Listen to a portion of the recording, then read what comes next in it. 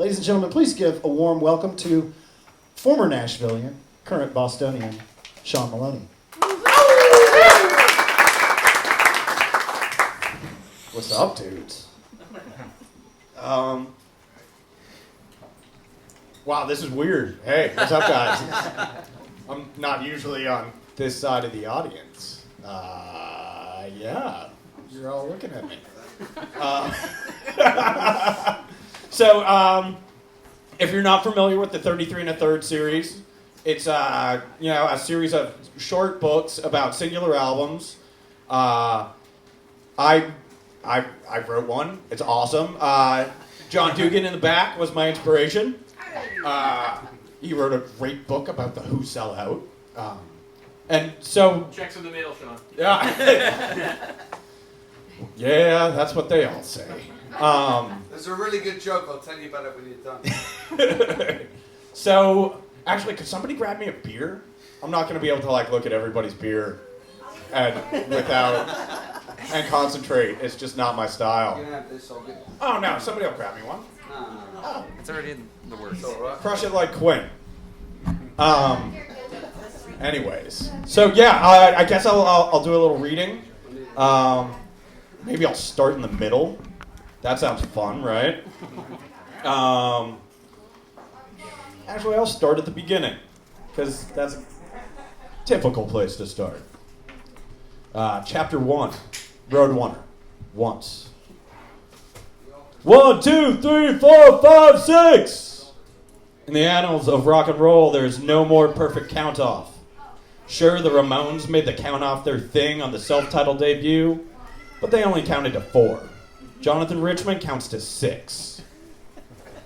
Richman didn't just kick rock and roll up a notch when he counted off Roadrunner. He doubled down, took it to the next level.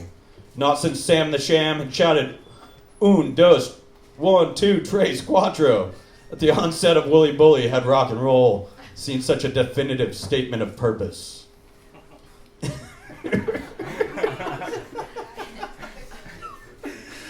It does seem a little ridiculous when you say it out loud. Hey, this is the big professional statement that I'm making about art. He can count to 6. Anyways. The 2 notes that follow, an overdriven bam bam that hits with the force reserved for giant boulders and Wile E. Coyote cartoons, are a clarion call. Inside yourself, deep in that place where your soul and your gut flora are basically a primordial stew, you can feel the bolt of energy. When the chord changes, drops into the rumbling bum bum bum bum bum bum bum bum bum bum bum, and Richmond yelps, road, road, road, road, that energy explodes like storm waves against rocky New England shores. It's powerful and intimidating, violent and beautiful, sudden and startling. And then, bam, bam, we shift gears.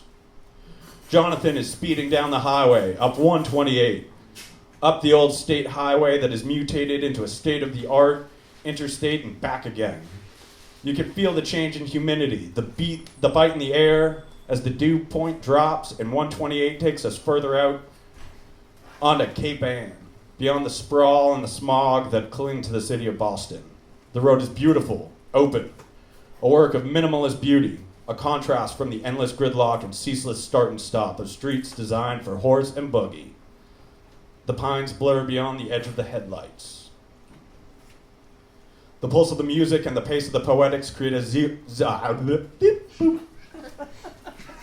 love all of you. Thank you all for being here. I really appreciate it. And the funny thing is, there's only 2 people that haven't seen me do more embarrassing things in public. I've puked on at least half a dozen floors in this crowd. So, and again, thank you all for coming. The director's cut of this book was really fucking weird, let me tell you. The pulse of the music and the pace of the poetics create a zoetropic effect, where the listener, however far removed from the reality of Route 128 when it's cold outside, feels themselves within the song. That bump bump bump bump bump bump bump bump bump bump bump shakes the fourth wall until the listener is sitting shotgun in the family station wagon for a tour of a place where even modern people are haunted by a puritanical demeanor.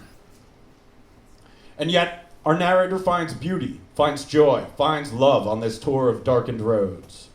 In a lonely world, our hero finds love on the airwaves, in the music and in the magic of the everyday.